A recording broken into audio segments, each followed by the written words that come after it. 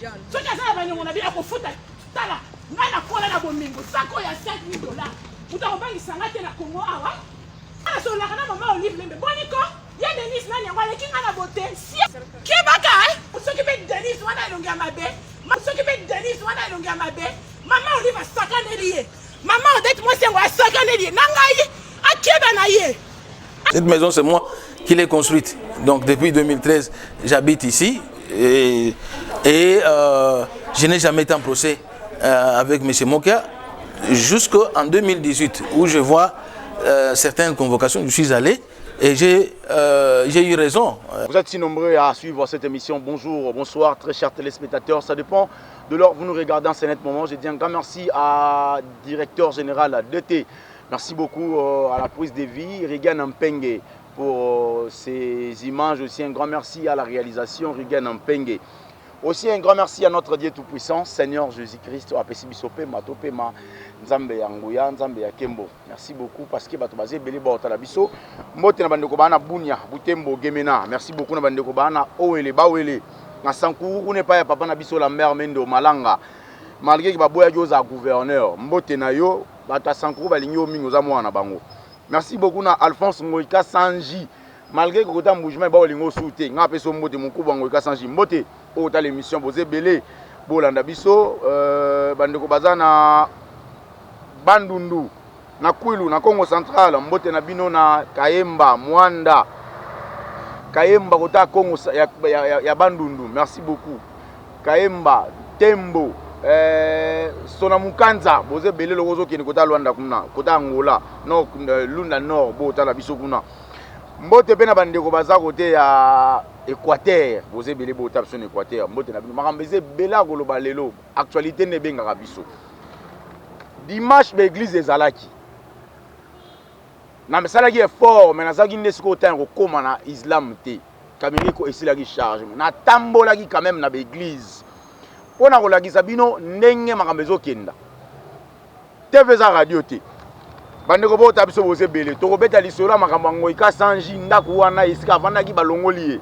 Alobi za makamba chef de l'état ndaza na sima wana po abandaki ko saba acharnement na komba chef de l'état. C'est l'information moko to zuya na bandeko na biso à presse en ligne. To robeta masolo ya affaire mukuna Chibola. To robeta pe masolo wana parce que azali pe pasteur mukuna azali pasteur. Tozana invité na biso à la société civile. Mukuna pas à société civile. Société civile, est-ce que va sungi mukuna? Ils ont marambo tokoeba. À l'église de réveil. Mukuna. Torobete masolo musu soir. Masolo ya nomination ya remaniement ya bateau ba simbagi accord FCC cash. Balongoli bango va changer bateau. C'est dit à quoi? Tokosola masolo ani. TV za radio te avant nazo invité. Na pesi mbote. Na sponsor officiel nangai l'homme à la Mercedes na bandara eboy Moïse Lukombo Makila ba champion l'homme à la Mercedes ngazo accélé le bogo mesana ko pesa ba katakati. Merci beaucoup pour na koli ozo sala déjà DTNF ça ki yo komelanga na se sponsor officiel Moïse Lukombo mobali ya Josianan Kombo papa et moi na bango Paris tombé déjà na Toulouse kuna mbote no siko ozali na ba information na onyoso TV za radio te mukubwa Kabila ozotala ngabe na kingakati mbote na yo DT toke na régie kuna obongisela nga image ya bandeko ba filmaki dimanche na église comme ça tozonga toke na iyo na projet ya Nzambe iyo na mwango ya Nzambe.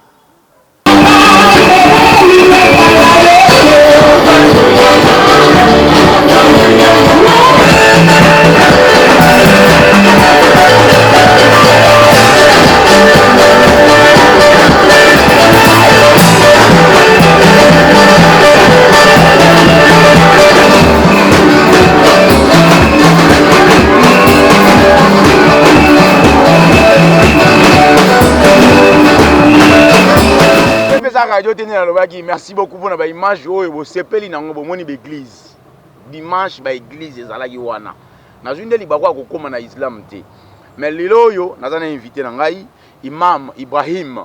C'est avec lui qu'on va essayer de parler 4 sur table noir sur blanc pour tomber au solo là. Imam assalamu alaikum. Wa alaikum. elingi koloba kimia ya nzambe ezala na bato nyonso baza kolanda nzela oyo prophète Mohammed sallam oyo nzambe atindaki mpo na tangisa biso lingombana ya islam alakisa biso ndenge esenge tosambela alakisa biso ndenge tokoki kobika kovanda na katikati ya mokili oyo. C'est ça. yango nasingiki kimia na ye ezala mpona bango nyonso. Merci beaucoup. Aujourd'hui, je vais être trop direct. Hein? Excusez-moi. Pourquoi c'est utiliser ce terme trop direct? Parce que quand les choses tournent mal, apparemment, on dit qui peut bien lobby. Et le marambo ils ont tourné mal. D'abord, parlons de l'église. Est-ce que vendredi, Djoumé Salamaki? Bon, malheureusement pour Nabiso, le VWANA, tant le président Leva qui mesure l'état d'urgence, et tout samedi.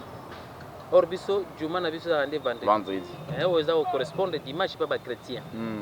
Mais il n'est pas si tard parce que dans mon lobby, dans les émissions, on dit que non, na zoaki taya ko kene na islam te évidemment nga okutaka ke tuzo sambela ndenge to sambela ba prière quotidienne parce que chaque jour to sambela ka 5 prières na kati ba mosquée 5 prières na kati ba mosquée be 5 fois ndenge lobby mais pona o ya ko mona ndenge to sambela lo lenge to sambela na mokolo oyo to benga ngo oyo ya mokolo ya vendredi ou bien to benga ngo juma oye na mokolo ya vendredi oyo eza ko ya au vérifier na quelques mosquées ne fils que zoeta ba image wana monta mo laxi ba chrétien mo laxi pe mo panzo otani ba musulman ba célébraki et surtout ce qui est important non seulement to célébrer le sambo ndenge to célébraka mais cette fois-ci ba tieli biso ba contrainte ba benga ba mesures barrières est-ce que ba musulman pe bazo respecter ba mesures barrières surtout bino boza na difficulté ko respecter on a difficulté à respecter pour bino bo sambela ka bocha épaule et tout ana le colonel le colezo tout ana. Bon, ok. Na yebite place na bo respecter ndeni. Surtout tous les tozo respecter. Ozomona hygiène pas na biso ezali logo ezali primordial. Voilà. D'abord avant na to kota na ba mosquée na biso. Balobi na biso photo ça ni to suka maboko ti. C'est ça. Ba prélever pe température. Mais biso to sukola maboko banda kala. Tant que tozo kota na ba mosquée ba benga ngo ablution. Ablution ouais. Donc biso ça déjà bo peto na biso ezaka déjà avant même kota na katikata ya mosquée. C'est ça. Donc pour na biso ça déjà exempté ou bien épargné par rapport à la mesure barrière na côté ya kosukola maboko lavage ya main biso zaka déjà iloko eza obligatoire avant au sambela il faut ça l'ablution. Cela veut dire que tant que tozo kota na kati ya mosquée spirituellement toza propre et puis corporellement toza nani toza pe propre. Donc biso koto na kutu ko banga te tozo respecter mais beko ba konzi bazwaki entre autres ya kosukola maboko et puis ya distanciation surtout au lobby wana non tozo respecter. Ce qui est dans la mosquée, on a une distanciation, il y a 1 mètre minimum. Ndé bozala so bozo sambela bo tutani ba Paul be mikolo ezate. Ezate parce que moni est tozali na cas force majeure. Biso benga ngona cas ya Douarura. Douarura ezali cas force majeure, ngola que ceux qui bo comme ba contrainte ezo senga ke bo respecter makambo esengeli bo respecter même au-delà il y a obino bosalaka, il faut te respecter. Même l'époque ya prophète Mohammed sallallahu même l'époque ya prophète na biso pe maladie ba pandémie ezalaki mais à chaque fois prophète abandai ko instruire batu ke ceux qui pandémie za na mboka ando pesa biso ligne de conduite onde o bazo benga lo ba mesures barrières ngola que à l'époque aussi ceux qui place pandémie ezali prophète abandai ko interdire batu ko kota na mboka na te yango monaki tant bakangai ba frontière eza principe bandai ja l'époque ya prophète na biso donc on a biso eza transité eza loko sikate eza loko toza ko compliquer au prophète asa loba donc kotwana c'est sans faute, toujours respecter mes distanciations pour balaver tout ça. Voilà. Voilà. Vendredi, il va promettre à notre cher téléspectateur. Vendredi, bokozwa ngai moko na Lati Soutani, na Simbi, Denis Mustafa, tokeine na mosquée, place Imam Azali, tozu ba image, tout le monde a distanciation, on dit qu'ils ont salam, ba geste barrière, on dit qu'ils ont salam. TV za radio tenga linga kozoma ba radio to tchaka na TV TV za image. Imam Lelo, non, on le quoi société civile. Hein? Non, on le quoi société civile. Le col a été menacé des sociétés civiles. Vous avez société civile, voilà. Non, bon, ça, langage. Vous avez société civile. Vous avez église au milieu du village. Il y a un peu de société civile. Société civile, c'est juste au milieu entre la population et la gérer. Donc, on a besoin de la société civile. Vous avez la population. Vous avez un pouvoir. Non. La population. La société civile, ils défendre plus l'intérêt de la population. Ils ont un trait d'union entre population, peuple et puis la gouvernant. Ils vont gouverner, ils vont gérer pour que la population civile, disons, société civile, à chaque fois, ceux qui ont la population, a même la banque pour que les non, ah, nanzela o nzele baby, place au hôpital les athées, place aux écoles les athées, place aux ONG athées. Il y a un des rôle de la société civile. Mais société civile, il y a eu des informations et circulées avant que le sénateur Avi Ndeko Kabila azara musulman. Bon, sénateur Avi Ndeko Kabila azara musulman. Nakoyi ko affirmer te, nakoyi ko infirmer te, et loko na zan information en côté. Oyoka pete po yoza imam. Oyoka te. Ceux qui azaraki musulman. Ceux qui azaraki musulman. Na tikala pe komona te. Mais na pe ce exemple, sénateur Avi azaraki musulman. Mais tant wa balana ki na mama Olive Lembe Kabila. Asaraka célébration de mariage na lingomba nini. Na ekamba nini. Mais je crois que Zaraka, à l'époque, cardinal Azaraki a célébré le mariage. Parce que le mariage dans l'église de réveil. Non, moi je crois que Zaraka, l'église catholique, qui a célébré le mariage. Donc, moi je crois que mon toit est musulman, même la carte de rite local de mariage, a confirmement de l'islam. Mais ceux qui ont l'islam et qui n'ont pas de catholique, qui n'ont pas de protestant, c'est que question marque n'est pas en anglais, donc c'est que foi en anglais vraiment. Faut me redouter.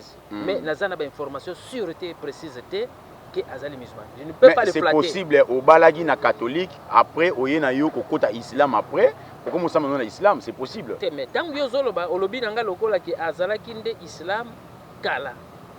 Nde ya ye ko bala après. Non ngalo Azali musulman. Ah OK, ce que Azala ki musulman après ko bala wana tuka nazana information te na ko affirmer te na ko Mukubwa Kabila oji c'est osambela kape wapi ngana na yeba tabla osambela Mukubwa Kabila osambela ka wapi tande to kana ba contradiction bande ko musuba o chaba information ndeko Kabila sambela na catholique bande ko mususo na islam yangwana islam bandimagi yakende babi misako malonda yangwana islam bandimagi nani oyo asala bo toza vraiment wanati place ya islam lelo boza kondima ke lelo oyo soki mboka eza peut-être na défaillance nde bandeko ba oloba mboka eza na défaillance avant que le président Tshisekedi azala lelo président Kabila azalaki mboka eza na défaillance lelo islam peut eza ko apporter main négatif na bango na défaillance ya mboka lelo. Vous croyez à cela quand les gens parlent de ça de côté négatif? Non, c'est grave mon frère. C'est grave parce que dernièrement, nous avons 2 émissions autour de la stigmatisation et marginalisation de la population musulmane en Boko. Voilà. Je vous informe qu'on est 10 millions. Tout 10 millions. Ceux qui veulent dire que les musulmans vont participer à la destruction en Boko. Moi, je regrette beaucoup. Moi, j'ai des correspondances, des archives réelles. La prochaine émission, nous avons une preuve à l'appui. Nous avons des musulmans qui sont écartés. Nous avons un exemple.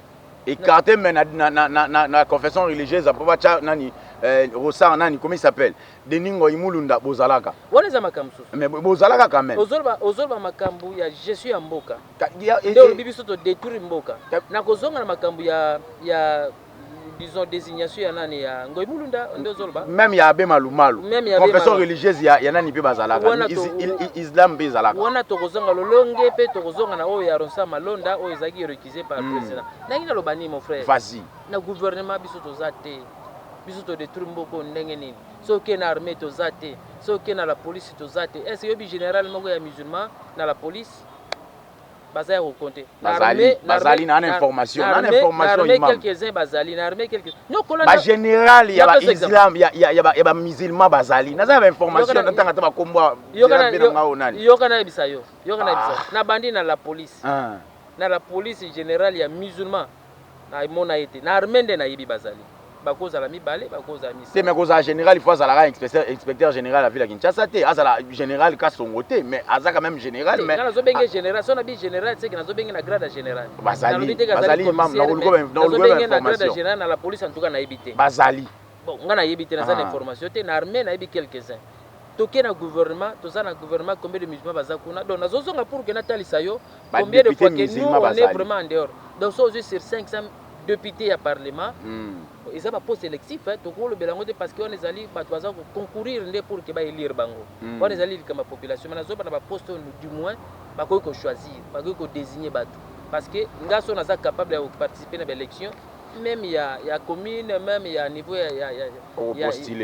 il y a province d'accord postuler dans nga so na bimi na bimi. Là ça n'a rien à voir avec Oezo Senga. Dans le gouvernement des musulmans zati. Musulmans zati o ki yena compte yande tozo ba lelo bo communauté islamique ba désigner mutama ba ke no biso pe OK na compte de société civile on donne ces messieurs ici. Azati. À mon côté. Vas-y. Anga to ki na débat boy. To ki ne ki to. Oyo moi moko yazali wana azane vice ministre. Ba côté ça ko côté na parti na e. Aza ko représenter communauté islamique à côté na parti na ya lié na FCC. Parti na ye ezali nde PPRD. PPRD za na FCC. Merci beaucoup. D'ailleurs soko tali bien base ya FCC za nde PPRD. Yango moni pe yepe inani aza vice ministre comme ni kutaka nani ndeko ngo Moussa Moun. D'ailleurs aza pe cadre na kata comité islamique. Aza ta na pouvoir moko na te. Aza na lokote. Nga aza membre communauté c'est mais aza ta na pouvoir te. Mais ils ont contradiction de Moussa Nyamouzi azali cadre na kata islam. Moussa Mondo nani na bata Moussa Nyamouzi mukuba Moussa Nyamouzi. Moussa Mondo azali cadre na communauté islam. Nga na confirmer que azata na pouvoir moko na c'est bande ko ba okosa biso alors. Azata na pouvoir moko te na communauté islamique en République démocratique du Congo azata na pouvoir moko te. Azalaka na ngo bolongoli ye ko azana pe perdre. Atikala pe kozana ngote. Atikala pe kozana jamais na communauté islamique. Mais il est musulman. Il est simplement musulman, mais Atika n'a jamais causé la responsabilité. Islam est parmi cause ya destruction mboka. Yango ozolingo ko épargner yo bannir rien na kata islam, mais aza musulman. Nazotal so combien de fois que on n'a rien à voir avec destruction mboka, bato ba détruire mboka. Na koma. Yo yebi bango. Peut-être bazala pe na yo, peut-être balia ka sani moko na yo. Mais biso ba musulman nazosenga na lelo olongo na mutu ne ke détruire mboka. Mais soki bango bazoyoka biso lelo, ngape biso ba musulman ya msi tozosenga bango tokota na Jésus ya mboka oyo. Tous à lokola batunya surtout à payer représentatif na katikati on est 10 millions. Le président de la République va voter dans combien de voix? C'est moins de 10 millions de ceux qui s'organisent bien. Donc on n'a pas président musulman to ici. Simplement musulman l'équipe par rapport à voix na biso. Mais ba musulman tellement bazali conscient, bazali batumoko correct, bazali sincère, à chaque fois que l'élection est à voter mutu ya choix nae. Asa na parti prêté, on a voté quand musulman il n'est pas là. Il vote mutu a moni que non asa na confesse, il le vote pendant l'élection. Mais pourquoi pas les musulmans voter kawana? Tant que les partis politiques, on a bien comprendre que puisque deux personnes ont passé la responsabilité. Vous avez écarté la musique. Si on a côté no bombe pour monter suis déjà. Maramoto qui n'a essayé na côté ta bombe mi ba to bombarder. OK na zoyoka. Rosa Malonda. Oui que les musulmans sont d'accord, ya fanda wana. Rosa Malonda ba musulmans sont d'accord ndenge nini parce que tango bi comité islamique qui représenter islam kuna na la confession religieuse. Bon ngani yolo baga en terme ba musulmans parce que mon communauté islamique en soi ils ont représenté ba musulmans sur RDC. Voilà. Tango si autres ba communauté islamique, cela veut dire que to sala ka transposition de ba musulmans. D'une manière générale de ba musulmans. C'est ça. Parce que tango bazolo ba musulmans ba détruire mboka ba bité que commission de détruire mboka. Ba bi ba musulmans. Donc parole vraiment en terme de la population musulmane.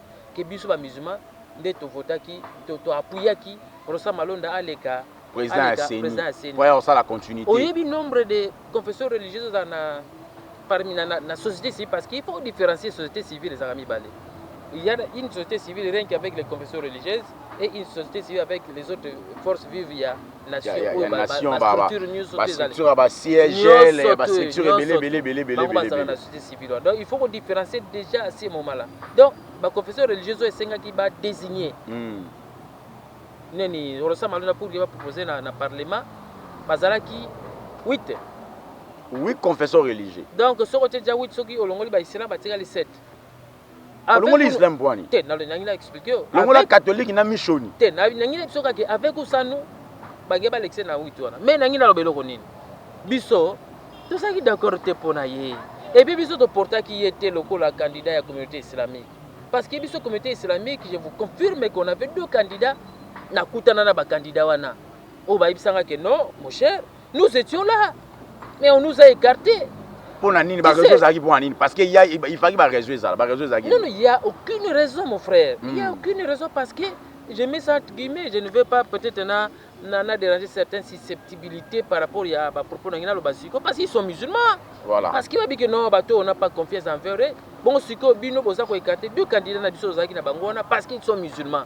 Hein, parce que bango ba ko gérer sénité, parce que vous avez confiance na bangoté. Mais or en réalité na parti na bino les musulmans sont là. Sont en train de vous appuyer. n'a plus exemple.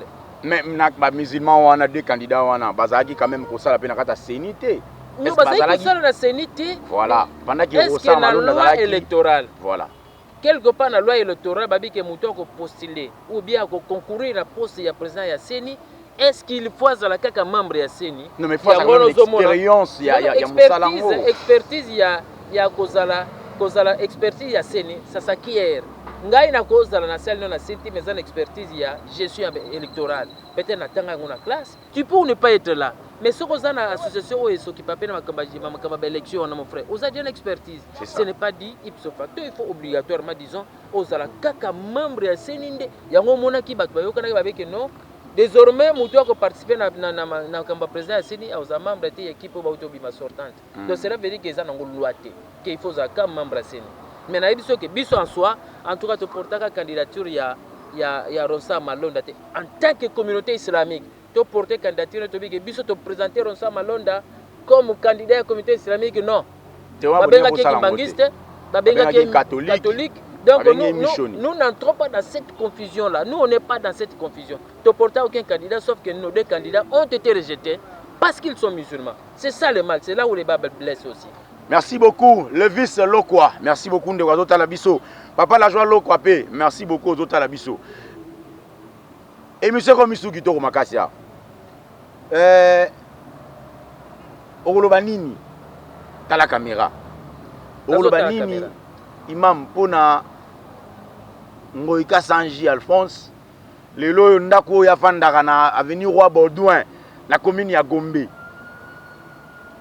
Notre frère député national abimisi na ndaku abimi na ndaku batie libanda. Ogoloba nini pona ndeko tala caméra lobana eloko mo pona ndeko afato kota sino makambo na ye. Bon kaka lolengi olandi on a ba réseaux sociaux eza kaka lolengi obiso pe tolandi on a ba télévision na ba réseaux sociaux. Babimisi na ndako. La première des choses un intellectuel va tout na question pourquoi si babimisi na ndako entre guillemets za ndako na ye. C'est que ça pose problème par rapport à appartenance ya ndako na pas na ye. Parce que ndako eza ya ngai. Les gens qui ont été dans les Yangai, tellement la kiti kende. Donc c'est que ça pose problème. Donc cela veut dire que quitte quelque part par rapport à l'acquisition d'Angonga, il y a peut-être une respecter la procédure.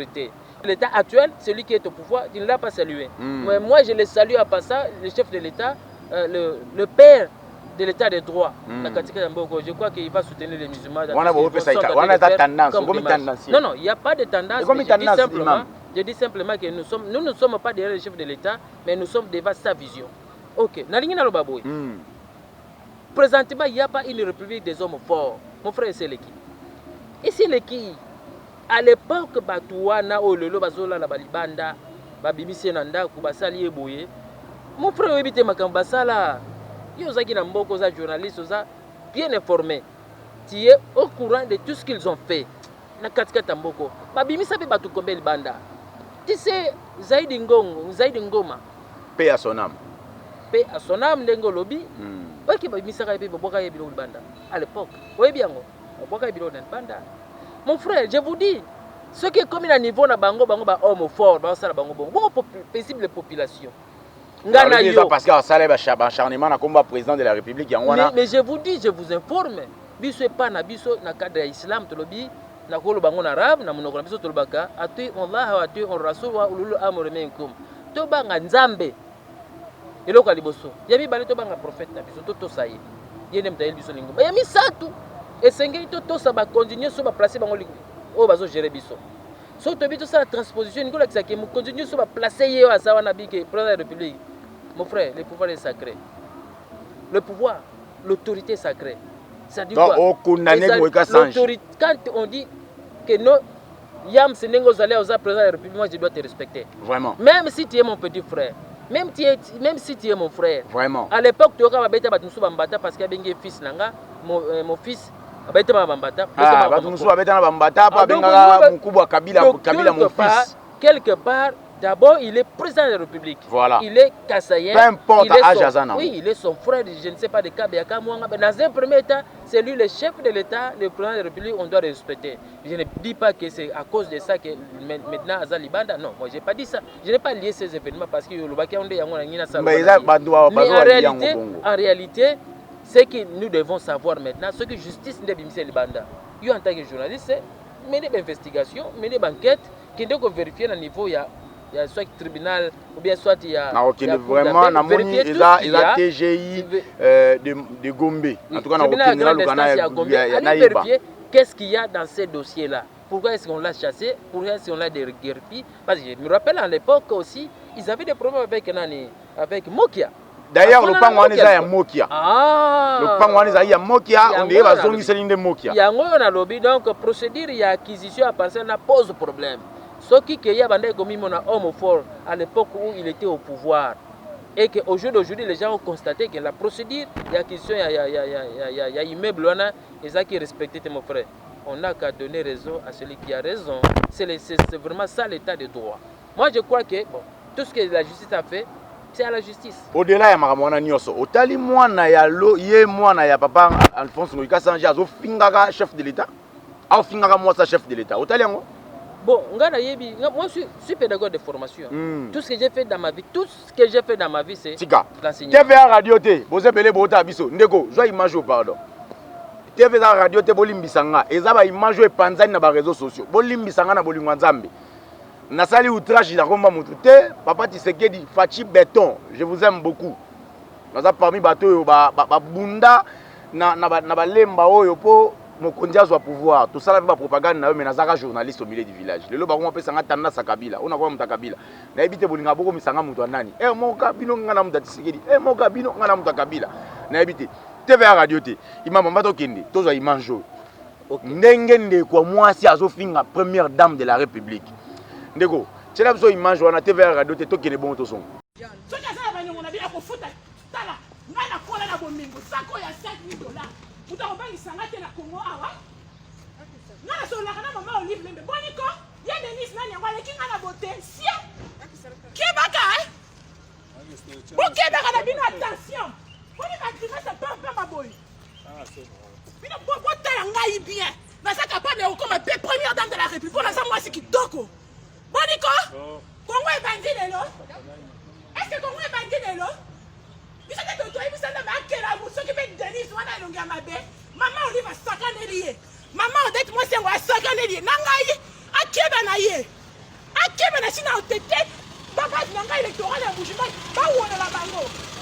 Cette maison c'est moi qui l'ai construite. Donc depuis 2013, j'habite ici et je n'ai jamais été en procès avec M. Mokia jusqu'en 2018 où je vois certaines convocations, je suis allé et j'ai eu raison, même pas devant Mokia, il prétend brandir le nom de certain Moutouta, mais j'ai toutes les décisions de justice à ma faveur.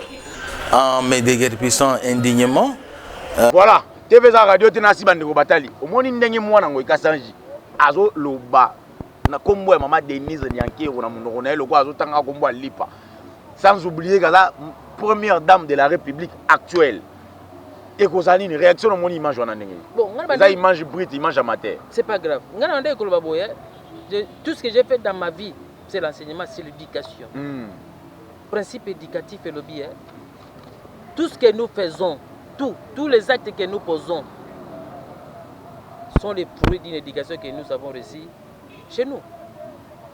Tout ce que nous posons comme acte trahissent les milieux d'où nous venons. L'enfant d'un député, quand on parle de l'honorabilité, un député, mais un député, quand vous êtes devant son enfant, ou bien quand l'enfant d'un député parle, vous sentez aussi l'honorabilité de son papa. Si. Donc cela veut dire que ce que l'enfant dit là, moi je crois que c'est du copier-coller. C'est son père. Tel père, telle fille. C'est tout ce que son papa est. C'est vraiment ça. Donc l'enfant est en train de trahir son papa par rapport à tout ce qu'il a tenu comme propos. Surtout à l'endroit de la première dame de la République. En tout cas. Donc nous devons avoir du respect. Nous devons, faut vraiment tous en avoir respect et pas y il faut qu'on respecte Bango. Il faut qu'on respecte. Ceux qui ont respecté Bango, c'est malédiction que vous avez à si. D'abord, au-delà même, il y a l'aspect politique, il y a opposition entre papa na Mokonzamboka.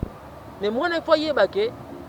On a maman et puis président de la République a papa, mais par alliance, parce qu'ils sont tous de la même province. Et au-delà de ça, ils sont tous, je crois, du même territoire. Si. Asa papa naye chez les Kassaïens, papa est trop respecté. Le papa est trop respecté. Mwana ya Muluba, azo manqué papa ya Muluba. Soka suba na mbeto te seka ndoki. Na suki wana. Wana ngana lobiti ondo lobia. Wana ça n'engage que moi. Mwana ya Muluba, ya mwasi. Azo finga papa ya Muluba. Soki asuba na mbeto te seka ndoki. Surtout soka si aza pembe. En tout cas, kata parti yo, tindela aki de toi. Nata ngoma mutu te. OK, merci. Voilà. Monsieur combien lengi to komo kepe na ko chiter imam. OK, merci beaucoup. To beta masolo ya remaniement ya nani awa. Ya batoyo bazalaki disponible pour na kolandela accord ya FCC cash. Tout à coup le président de la République a changé bango. Jean-Marc Kabunda a eu poste, Augustin Kabouya a eu poste, Moussou Sounani Yoyo a combo Kimi. Je crois bazar 4, 5. Je crois Madame Bernadette Kaboué pas a eu poste, bazar 5. Côté FCC Kuna bâtiment batiki ka bongo Némi Azali, Roubert Azali, nani oyo Floribert chi kombo epe kimi ya mukubwa so kimi azana na enseignement na parti na kuna toza. Pepe va changer té. Le remaniement c'est dit à quoi? Quelque chose se prépare parce qu'en politique tout est suspect. Bon, au moins en politique il n'y a pas de cadeau à se faire. C'est ça. Dans les négociations politiques, nous avons équipe qui défendre cause et parti. Bien équipé qui nous défendre position à parti. On ne peut qu'envoyer des meilleurs. C'est ça. C'est-à-dire que vous prenez les meilleurs, les hommes forts. C'est ça. Où nous faire face à un camp adverse. Ce qui est président Monique, non, équipe Ezalaki Wana. Équipe moi faiblesse le président a compris non, on doit retaper l'équipe, on doit changer l'équipe de telle sorte que vous puissiez avoir un certain dynamisme pour que résister contre adversaire, adversité politique, il y a combattre, il y a muscleté, mais c'est vraiment le cerveau qui doit travailler. Le président a compris, et bien non. Donc, s'il en est ainsi, j'envoie celui-ci, celui-là, etc. C'est le président qui connaît son équipe et il connaît ses joueurs et il sait qui est placé à tel endroit ou à tel autre endroit. Donc c'est vraiment au président. Moi, je ne peux pas entrer dans les secrets du président de la République. On a des secrets à Monique Abino, on a renforcé l'équipe, etc. C'est un peu dans ce cadre-là, il faut spéculer beaucoup sur le tour, mais ce qui est important, c'est le résultat qui compte. Et ça, qui va changer l'équipe, mais en réalité, tant que et comme il faut qu'on apprenne à nager, il faut qu'on prépare pour balai, il faut qu'on alati kimono, a bien bête bango mouvement, a bête hyperkit, non. Moussa lui a fini maman na ozong sa maman na yo. Moussa oui coup sur coup, coup va chada imbote na yo. Ce n'est pas vraiment tout ce que nous voulons nous en tant que population. C'est ça.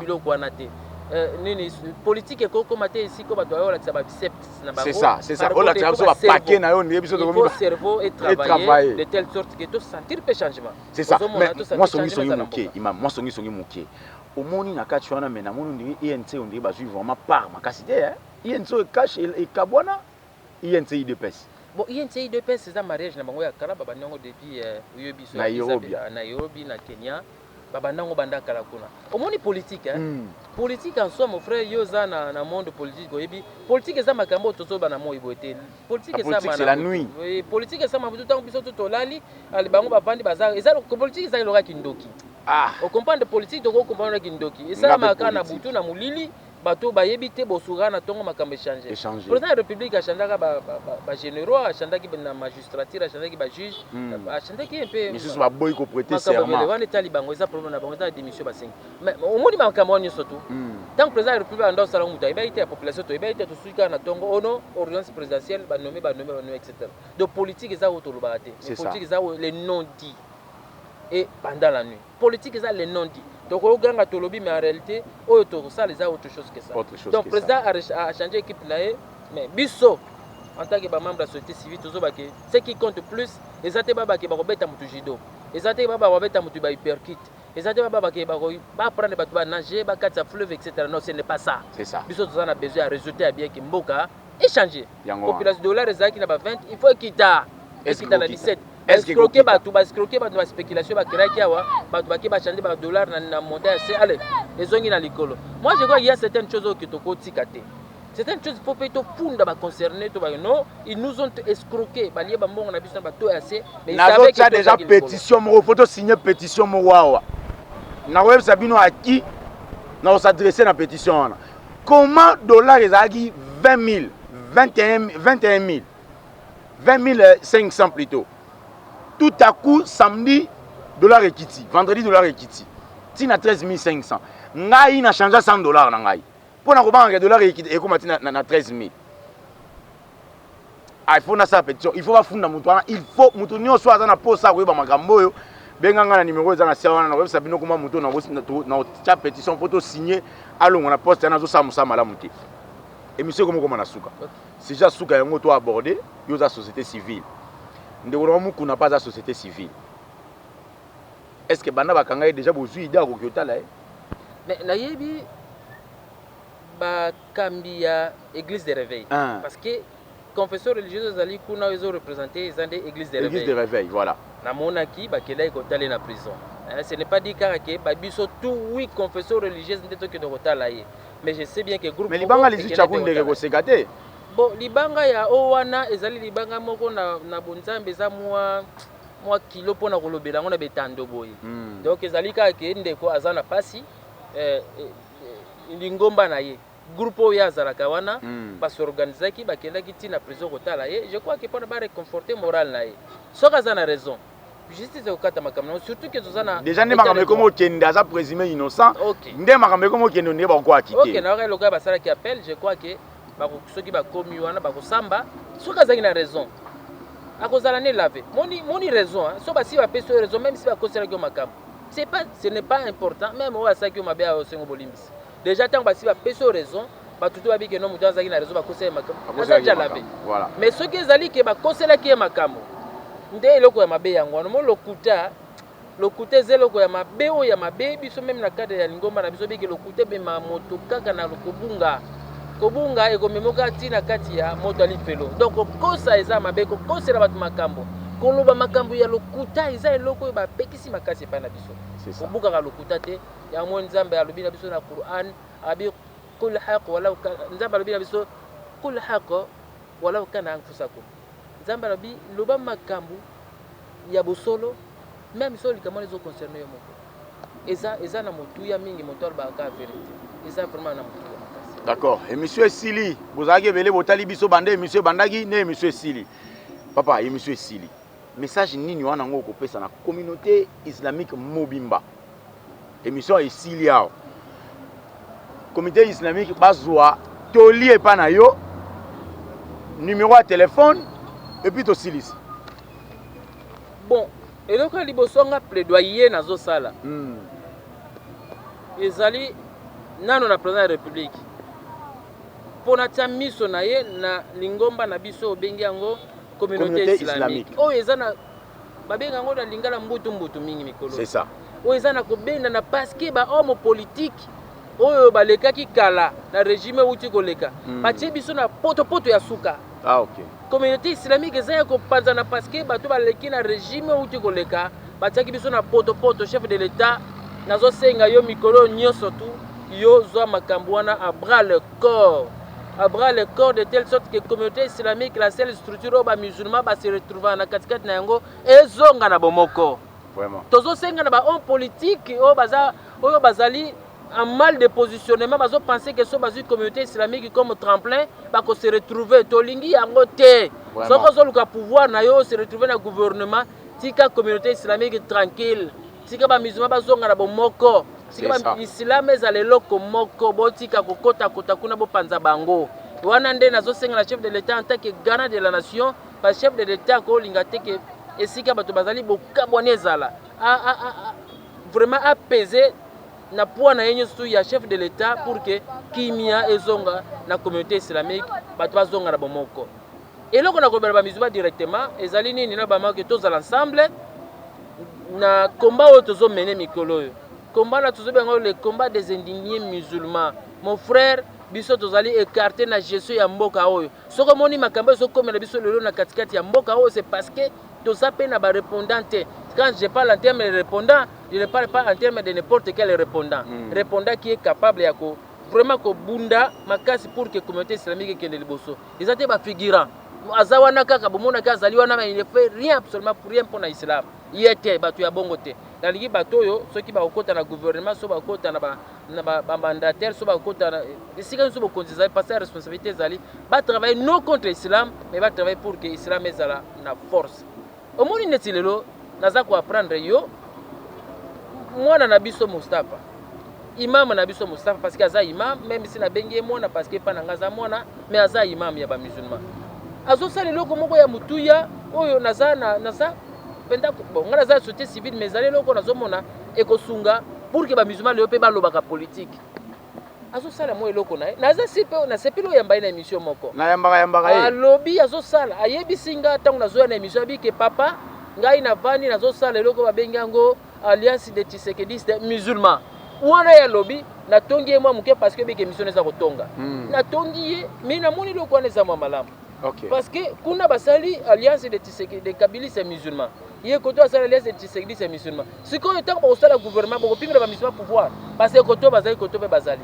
Koto so ba bimisi musulman koto pe faut pas bimisa musulman na bango Tshisekedi. Pour la République déjà bazo sala le komoko na musulman oyo ngana za membre société civile nazo kotate mais e kozala ka représenter ba musulman na côté na yo que ceux qui likambo zali mo gâteau ya kokabola quand ça pe ba musulman wana. Na mo ezelo ka mutu il faut to soutenir yango. Vraiment. Mais même si to zana quantité ils allaient initiative bien il faut tout appuyer.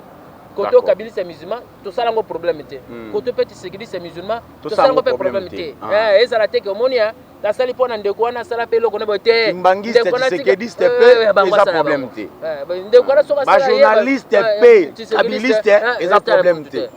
Vous comprenez? Donc, ceux qui m'ont sali waye, mutu pas zo problème était, atika mona évoluer, azana nos jeunes, azobundana pour qu'il s'émerge. C'est ça, avoir la liberté d'expression. Merci beaucoup. Numéro de téléphone papa. Le numéro de téléphone est 082 18 89 635. Wana numéro nangai normal et puis numéro nga WhatsApp. Numéro préface c'est plus 243. OK, préface nengo lobby, préfixe ou bien préfixe. Préfixe c'est 00243 9 98 82 81 84. Wande numéro à WhatsApp. D'accord. Pas numéro nanga yangwana. Merci beaucoup. Et monsieur Sili, ngaro babouy message très capital. On va faire le mettre avocat. Bato yo bozali lelo na influence vis-à-vis ya politique ya mboka na biso. Bokomi na système ya kozwaka bana bato ya basi. Ocheye zemi. Yo loko za papa o nani. O papa o nani. Mwana bato aboti yo kimi responsabilité. Bazwaka mwana bato bakoma ko diffusaka ye na ba télévision ke abotaka na yo. Mwasi na yo abeta ye makambebele benatani komba mututi. Bo se respecter. Ndenge yo zo sana mwana bato.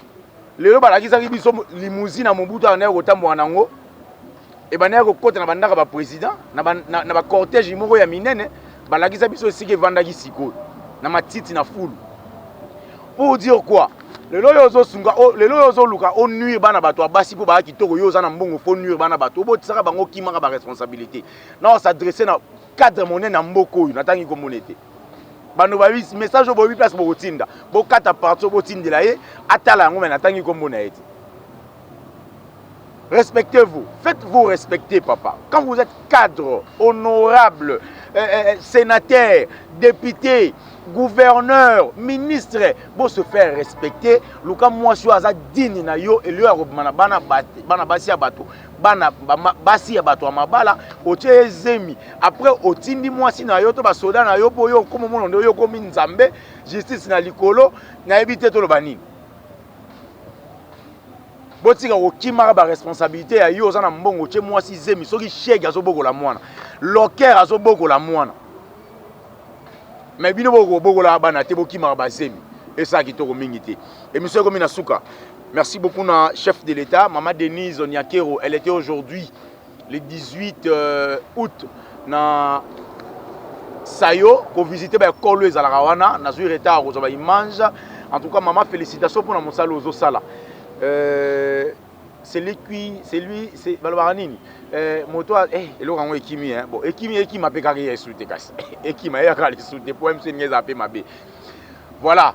Moi mobali azimo si ya malamu akozape malamu na miso ya bato. Ngana lobaka boye. Ceinture ya pantalon ya mobali eza mwasi.